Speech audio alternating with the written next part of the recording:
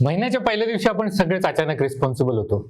या महिन्याचा खर्च एकदम कंट्रोलमध्ये करायचा. यावेळेस खरंच सेव्हिंग करायची. आपण छान एक्सेल शीट उघडतो, छान नोट्स ऍप उघडतो एखादं. रेंट एवढं, EMI एवढे, SIPs एवढ्या, ग्रॉसरीज एवढ्या.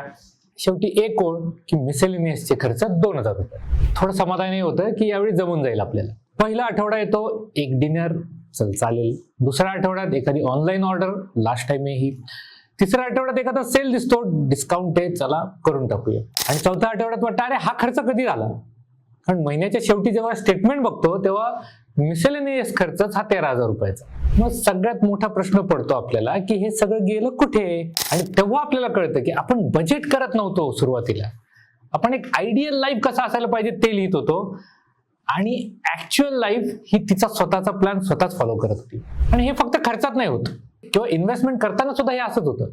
एक प्लॅन असतो, लॉंग टर्म राहायचं, पण मार्केट कुठेतरी 10% खाली आलं की प्लॅन बदलतो. ही गोष्ट खूप कॉमनली पाहिली आहे की लोक मोठ्या डिसिजन्समुळे कमी आणि अशा छोट्या मिसेलेनियस डिसिजन्समुळे जास्त चुकतात. कारण ते नोटिसिएबल नसतात. ते आपल्याला समजत नाहीत की कधी झाले आणि कधी नाही.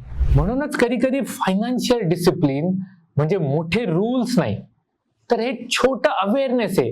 2000 रुपयाचं जे मिसेलेनियस आहे ते 13,000 न होऊ देण्याचं. थँक्यू.